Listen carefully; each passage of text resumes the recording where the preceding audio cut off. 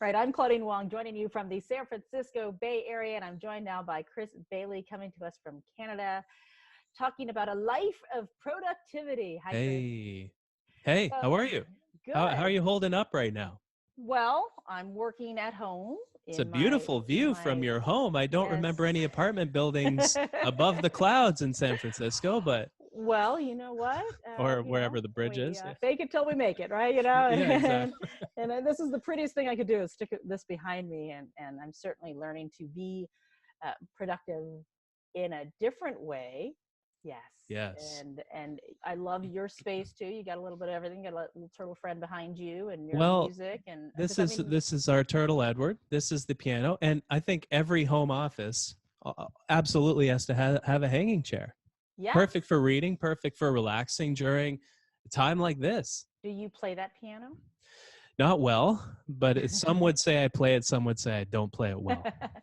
I guess the big question is, what is your take? I mean, you have written a lot of about productivity, and Yeah. there's a couple of different ways that we can look at this, right? I mean, I know within the first week of sheltering at home, I was like, I am going to clean out some closets. And, Yeah. I am going to do the things that I said I would never do. Yeah. Now, I think I'm in week 4. I've started to lose a little track of my space. I'm like, if I don't want to do that, I worked out like the first 2 weeks. I worked out, I In cleaned that closets. vigorous routine. I was Yeah. like, this is going to be my jam. I'm going to Yeah. come out of this going, and then by like week 3, I was like, you know what? I don't I do not want to work out in my garage. I've already organized it 3 times. Yeah. I want to sit here and be a little bit grumpy that I can't leave my house, and going to the store scares me. How Yeah. should we be taking this whole world? It's funny. We just moved. And so right now we have no kitchen. And it's a Oh, similar thing that kind of happened where, we went a week just ordering takeaway food and make and do. This is amazing. We can eat pizza every night. We can like order Chinese food. We can do all this stuff. And now it's like, oh man, I just want a salad right now. I just want things to be normal again.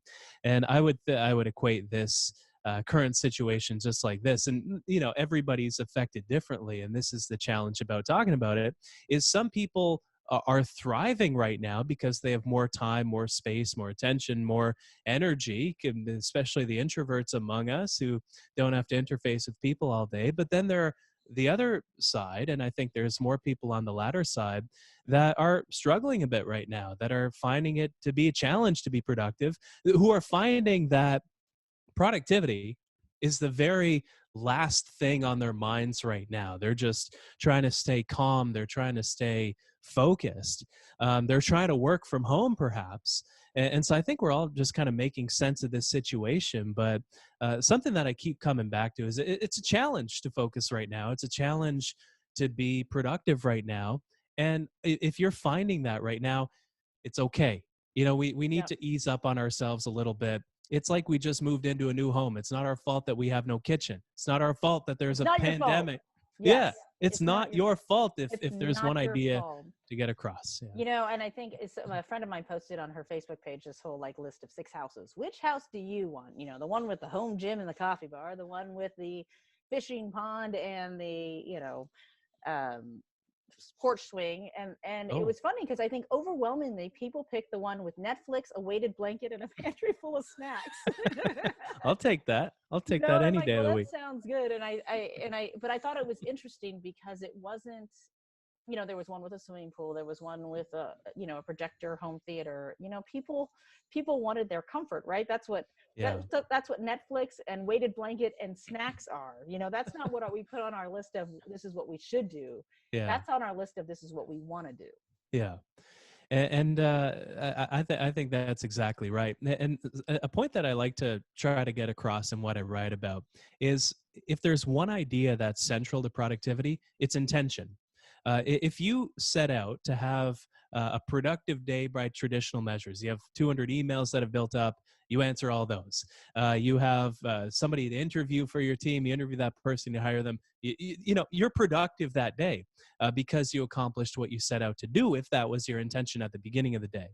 But in a case like this, maybe you're not working so much right now. Maybe you're displaced because of this whole pandemic. Maybe a productive day to you, maybe your intention at the beginning of it might be to relax. It might be to watch Tiger King, like the whole first season of that. It might be to drink a bottle of wine with your spouse and eat a large amount of popcorn and maybe even some Doritos, my personal favorite. And if you accomplish all that, who's to say that you're not productive because you accomplished what you set out to do? But I think this is a beautiful time, frankly, if I could use that word, of taking a step back, thinking, okay, this is the challenge that I'm facing right now. What do I want to accomplish out of it? What do I want my intentions to be? Is my mental health being affected a bit by everything that's going on? Maybe I'm refreshing the news every 3 to 4 seconds.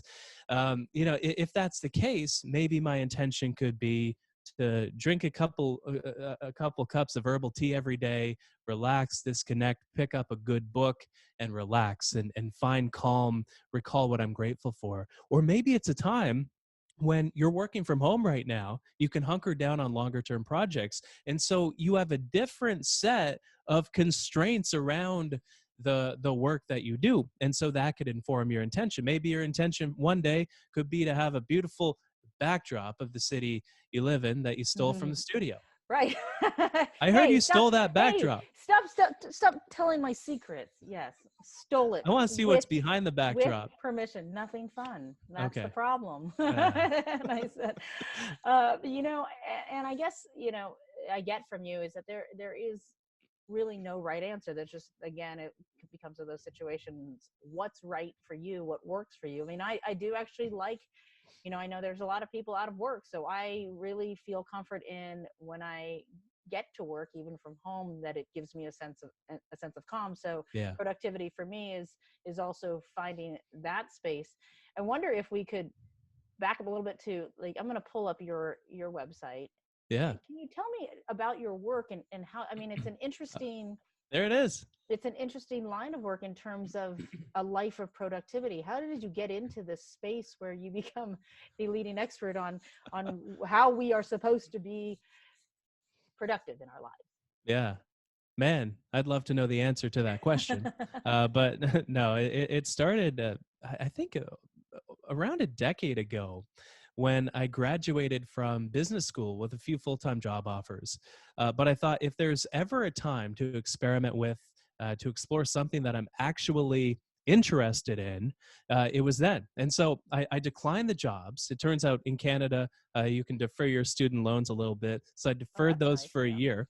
And I went in deep. I experimented on myself for a year. I read all there was to read about productivity because I've been a nerd about this stuff for my entire life.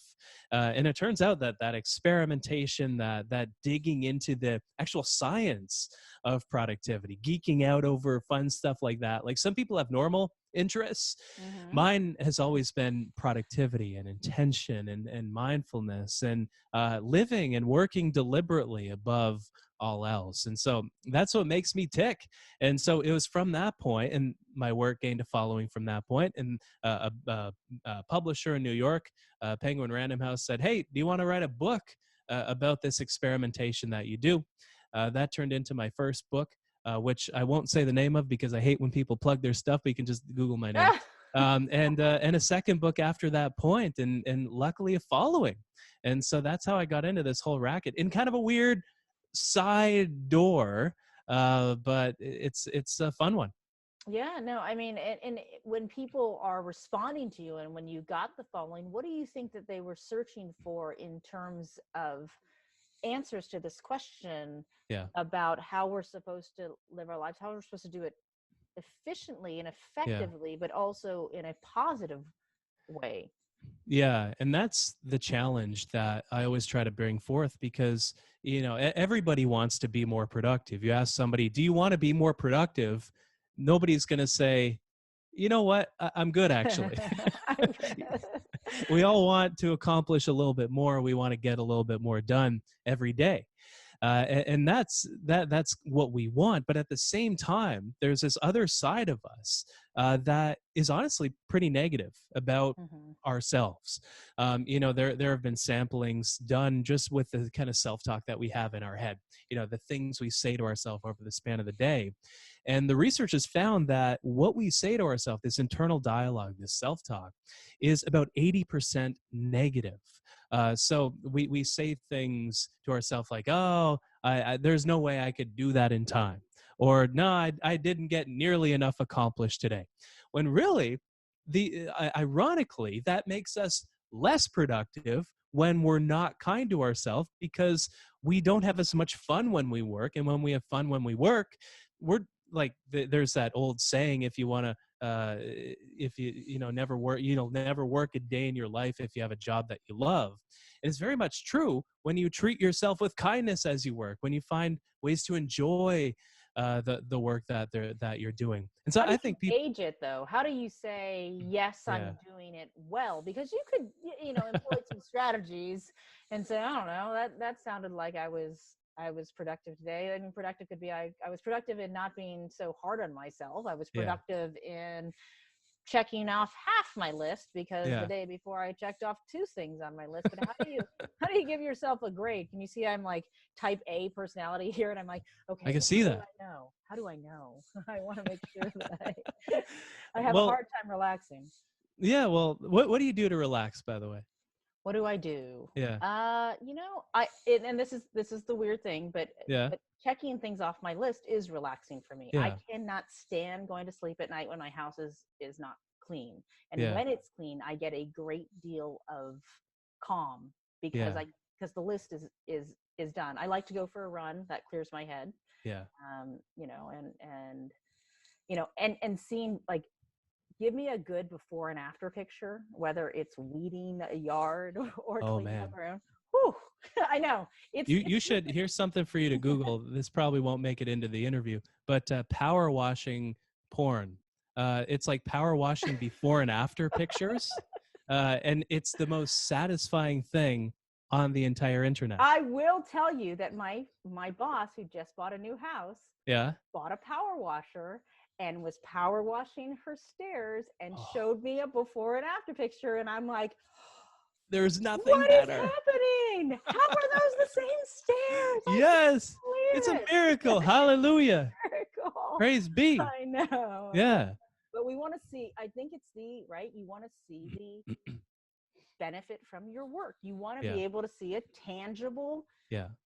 report card that says this was worth it, Yeah. right? This is why people like to see the vacuum marks in the carpet, right? Like they Yeah. know, like Yeah. they know it Or looks like, mowing don't the don't walk lawn. on it. Yeah, mowing the Yeah. lawn. They want to Yeah. see but there've got to be other ways besides, you know, type A crazy things like that for me, Yeah. that give people a sense at the end of their day that I did enough. I was enough today, and I don't have to try to be. I relaxed more. I did something Yeah. to help us kind of through it all.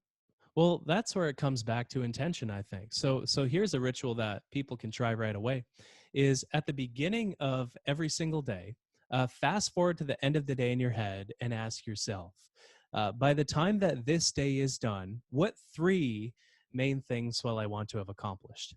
And it'll take you a bit to settle into this ritual because we don't have a firm grasp on how much our brains are able to accomplish. At the beginning of doing the rule of three is what I call it. Mm. I would say I want to write 2,000 words today. I want to clear out my email inbox. I want to do all this stuff, and I would find that I would never really reach up to that goal. But over time, you settle into kind of a rhythm and an understanding, frankly, of how much you're able to accomplish each and every day. And regardless of the situation you're in right now, this gives you something to be engaged with. And you will not feel as productive as when you accomplish those three daily things. Now, do be kind to yourself as you settle into not Yes. accomplishing them at first. And there will be other things, because Well, if we can't you did put three, on your list that you attempted it and then make that one of the yeah, things that you exactly. And then treat yourself with a glass of wine. Right. It's all okay. So you do these posts, and I just pulled up one randomly because it Yeah. kind of goes to what we're speaking to, and it was like 5 ways to find calm Yeah. right now, and calm is elusive. So I scroll down. You said become engaged with something, Anything. anything, Yeah. right? It doesn't have to be, you know, renovating your kitchen. Yeah. If And you this have a is, kitchen, right, Chris? If you have yeah, if you even have a kitchen and not just three pipes sticking up from the floor. So, and so everything's this is, relative, yes. yeah, exactly. And this is kind of what you were just chatting about with enjoying the process of doing things, enjoying that idea of completion, frankly, because this is why our work makes us happier than we think it does, simply for the fact that we're engaged with the things that we're doing. The studies, there's been a lot of research surrounding when we're the most happy throughout the week. And the research shows, I think research from Martin Seligman, he's a happiness researcher and psychologist, he found that people are the least happy on noon on Sunday. And it's because it's the time of the week when we're not engaged with anything. And so Mm. this is one of those ideas where the process of just finding something to be engaged with, if you have all the time in the world right now, what would it take for you to become a master pianist and become a world expert at the piano? Well, How yeah. many books can you read in a week? It'll take me a long time from now to become a world expert at the piano. How many books can you read in a week? How many courses can you take online? How many skills can you develop right now? Is there a DIY project around the house that you could just like bang out? Maybe installing some new kitchen cupboards that will hopefully show up someday. Someday. These are things that we can find to be Right. engaged with. Clean out that closet if you must. But when we kind of spend time in the analog world, that's where calm comes from. The digital world is full of stimuli. We need to enter into it in order to keep up with just what's going on in the world around us. Yeah, But this at is the the same wow. time, This is the yeah, second one in terms of where hey, yep, see, you speak and I find here, you I know. speak, you find, I speak, you type Control F, Yes. analog, and there it is. So, the analog world calms us. And as I say, I can just read what I said. Oh, no, no, see, now I'll make you No, nervous. no, It's a no, test. I need a script. What am I going to say? I'm helpless without a script, Claudine. But no, honestly, if you look at the calmest moments of your life, you probably weren't on the internet during any one of them. You were probably holding hands with your now spouse. Maybe you were in church. Maybe you were meditating. Maybe you were drinking a cup of tea with a book. The calmest moments of our life are found in the analog world. And so if you spend a bit of time in the analog world, if you do most of your work in the digital world, if you're working from home these days, that's a good strategy actually for Yeah. finding more calm and productivity. And maybe just taking a minute, and I think that's what you say next is I give you back your list. Hey, Recall what you're grateful boom. for. And I think that's a big one, I think, for people, because you could look at any situation, whether it's your list of things to do Yeah, or this shelter at home that we are all doing now, or this pandemic. yeah, You could look at this in a very negative way if you wanted to, but we are getting more time for those. I worry about the people who are home alone and who don't have anyone to reach out to, but certainly for yeah, families, they are getting family time and getting opportunities to do things that they wouldn't do normally, or yeah, reconnecting. You talked about you travel a ton, right? You are spending much more time with your spouse than yeah. than you have in a long time. Yeah, I'm usually on the road 50, 60, 70% of the time. And yeah, as I was saying before the call, it turns out I have a wife at home who I'm getting, a lot of You're like, time wait, with. who are you in my house? Who's this strange woman? Who's this strange economist in my house? I Oh, seem to it's my like you a wife. lot, but oh wait, yes. My yeah, turns out I love her, which helps. But during a time like this, it might seem weird to talk about gratitude, but the truth of the matter is during a stressful time we focus on all that we've lost. We lose the ability to go to work. We lose the ability to frequent our favorite restaurants. We lose. But gratitude, when we find things to be grateful for, provides us with a sense of abundance that hardly anything else in the world can. And I would challenge you to come up with one person in the world that can't find at least one thing to be grateful for, who can't find 100 things to be grateful for. The reason it takes us so long to find these things often is we're not used to thinking this way. Our minds evolved to survive through to today because we notice the threats in our environment, we deal with the threats, and we live another day. So, if we were building a fire for our village, perhaps we noticed the rustling of the trees off to the sidelines. That was a saber-toothed tiger that was about to pounce on us all. And we dealt with the threat. We survived to live another day and build another fire. But these days, the threats look a lot different. They're not a tiger that's ready to pounce. It's often stress that accumulates. It's often now, of course, there's a pretty big one called the virus, but we have things that we can be grateful for. So one ritual that I love that I do with my wife, whether I'm traveling or not, is we recall 3 things that we're grateful for each, every single night without fail.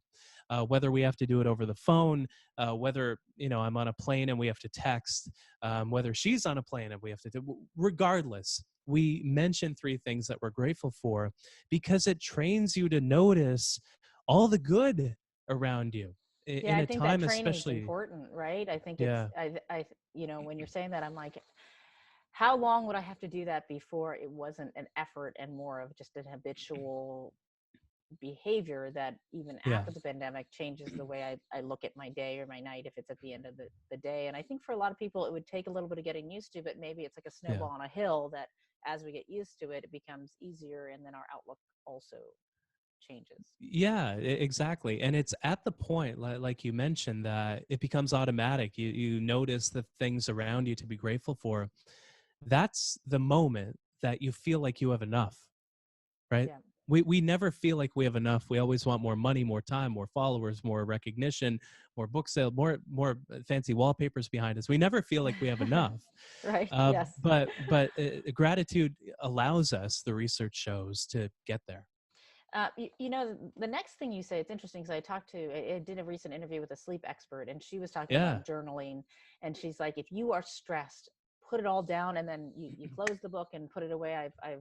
I've heard, my husband likes, they always say, put it in that balloon and then, release the balloon, I like that. however it is. And then it's gone. But this meditate or journal for even a few minutes, I think even Yeah. people who normally haven't done that, I mean, I work a morning shift, so I usually say to people, I'm like, you let me lean against the wall and I'll be asleep. I don't need any I don't need a sleep meditation app. I'm like out. Yeah. In You're. these times with so much of the world being a type A personality that I can't control, I Yeah. have found it harder to sleep because I'm trying to fix things that I cannot fix in my head, Yeah. and I have trouble turning that off. And I'd like to think I'm not alone in that. No, no, you're definitely not. Meditation is this beautiful practice where you just focus on your breath. And the reason that you think, why is that so powerful? Why is focusing on the breath, what does that even do? But the point of meditation is that the breath is probably the most boring thing that you could possibly focus It's on. the counting sheep. Yeah, it's a It counting is. sheep. It Like, is. I'd rather look at this wall over here than think of or focus on my breath. But that's exactly the point. Because if you can focus on your breath, you can focus on anything. If you can Yeah. become engaged with your breath, you can become engaged with anything. And throughout the things you do throughout the day, and engagement leads us to happiness because we become immersed in what we're doing. And journaling is a similar thing. And you mentioned that idea of so much of this is outside of our control, especially for the type A's among us. Hmm. Um, it's so critical. This journaling idea. Yeah, I was so averse to journaling for the longest period of time. I It was a depends on journal. if you like to write, right? If you like to write, I think you could, but Yeah, they can video journal too. You don't have to sit there and yeah. take out your pencil. I mean, you could sit there and just talk it out, and that would be an interesting journal to watch. for yourself 15 years from now and see how you Yeah. got through it. Yeah, exactly. Yeah, like what's going on in your mind? Whatever can get those free flowing ideas out of your head and into something else. So I always thought the idea of journaling was honestly a bit awkward at the beginning. Like, who am I writing to? Should I be writing it to myself, like Yeah. phrasing it, "Dear Chris, today I had," like it seems kind of awkward to me. But I actually found it's a wonderful way of thinking through things. Maybe you're averse to journaling, maybe you're averse to meditation. Something else that works is making a list of what you can and cannot control right now, and then mapping that list on top of your thought patterns throughout the day. And so, what are you thinking about? And are you thinking about the things that you can control or the things that you can't control? You Yeah. know, we can control how we spend our days. We can control our sources of energy, how much sleep we get, how much exercise we get, whether we put good fuel into our body or not, whether we're jazzed up on caffeine throughout the day, which also actually is a source of anxiety for a Yes. lot of people. If you're feeling anxious right now, one of the best things you can do is ratchet down how much caffeine you consume. I was Um, like, don't look at me with my coffee cup right what you now. got in that cup right now? It is coffee, but Yeah, it is ish midday ish, and then I have yeah. one cup. It's only one cup, Okay, so that's good. And you it's need energy for reasonable. the interviews, And right? I Important. yes, right, and I like it actually. I like to start my day habitually with that. It's comforting to me for whatever Yeah, reason, and yeah. It's again, the ritual. lean me against a wall, and and I can usually sleep. So the caffeine is generally not a problem for me. But I get that, I think, and I Yeah. like that idea. Your last tip, which I really like too, I like because it's the find something to savor every day tip. But I like that if you read what you wrote, tonight I'm going to savor me a delicious burrito. Because Oh man. I think Yeah. it doesn't have to be so deep. It doesn't have to No. be like this I'm going to savor in this moment of. It can just be a burrito. It can just be something that, like we just had Easter. If I like Peeps, I Yeah. think they're Oh, yeah. wonderful. Terrific. I don't know why I do, but They're I good. like them. They're But I good. shouldn't You eat don't them. have to justify it. You don't have to Thank you. justify it. It's my burrito, right? Like, so I Mhm. think that's I think, you know, when we talked about doing this interview with my producer, I was like, am I going to be more productive or do I have to be less? Am I going to come out of this interview saying, oh, okay, here's what I'm going to do. Okay, I can rally. But it really isn't that, right? It really No. isn't about rallying to be more than we are. It could just be the peep Yeah. and the To burrito. paraphrase Gandhi a little bit, be the peep you wish to see in the world. Find the burrito that you'll be able to savor. Whatever it is that you savor, don't let anybody tell Yeah. you you can't savor stuff. If you love water, I don't know why you'd love water. It's See, kind okay, of, so I have water too. yeah, So it's there you good. go. I don't drink out of this during interviews because it's ugly. It's kind of brown and ugly. I prefer the I won't nice judge. tea, I'm but not judging. You yeah. can drink out Okay. anything you Do you want. think viewers will judge? Mm, maybe, Some might. but it's okay. It's okay. It's Uh, okay. I'll put up with the negative You're emails because Edward the my water turtle. bottle's ugly. Yeah, Yeah, Edward the turtle. my turtle has no tolerance for that kind of stuff though. But So yeah, anything that you can yeah, savor. It's impossible to be anxious and savor something at the same time. And so find one mini egg and try to savor that mini egg mm, more than any moment you've savored in your entire life. I guarantee you that will be the most delicious thing you have ever eaten. yes, And this is the thing about nice restaurants. I kind of have a theory that food doesn't necessarily taste better at fancy restaurants. It's just that they create the environment that makes us focus more on what we're eating. And so, like, no burger will be as delicious as the burger you focus on with 100% of your attention. No mini egg will be as delicious as that. No right. Well, peep. the cold beer on a hot day, it doesn't taste differently than the cold beer on a cold day, but on a hot Exactly. day after a long day, I was saying I think the best beer I ever had was after a very long day at Disney World, and it was like Yeah. 100 and gazillion degrees out, and I'm like, is this And you the just best? slump back. Yeah, so I was like Yeah. holding it like in a survival mechanism, yes, Ah, in terms yeah, of, you know. exactly. So Eh, what's next on your list in terms of how you stay productive? What is your list of things that you're working on? Well, I gotta eat, so I'm gonna get a kitchen. That's kind of That's step good. zero to this whole process right now. But honestly, I'm focused on long-term projects right now. I'm using this, and I'm kind of, I should say, I'm kind of against the idea that everybody should be hyper productive right now. But it frankly is an opportunity Yeah. for me. I do a lot of speaking engagements, which many have turned into webinars now.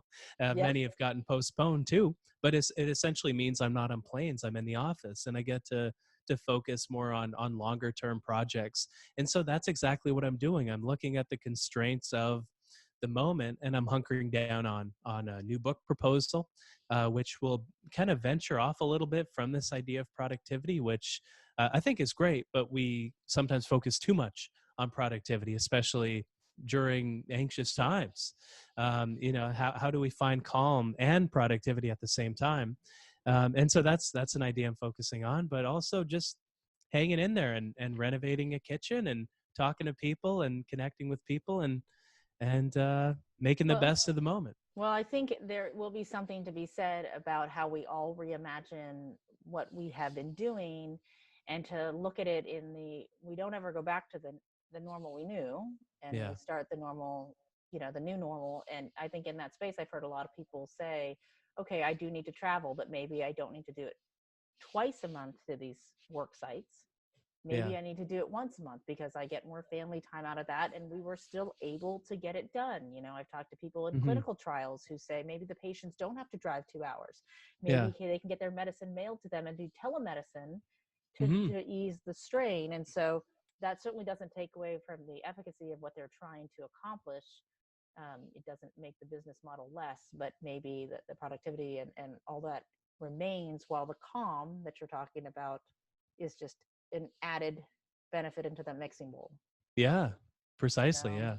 and I think that'll be an interesting. We have to get some benefits out of this horrific pandemic that we are all dealing Yeah. with, and hopefully, if that is a greater appreciation of our space and our time and our productivity, then I'll take it. Then Right? I'll take I'll it too. take Yeah. it. I'll take it as we enjoy our peeps and our burritos, and I look forward to the next book and your many posts and your podcast, because you are productive whether or not you're eating your burrito or building your kitchen anyway, because your website is certainly fun to explore. Oh, thank you. So, Chris Bailey, thanks so much for the chat. I've really enjoyed it. Thank you so much for having me. It was fun. Stay well and stay healthy. You too, Claudine.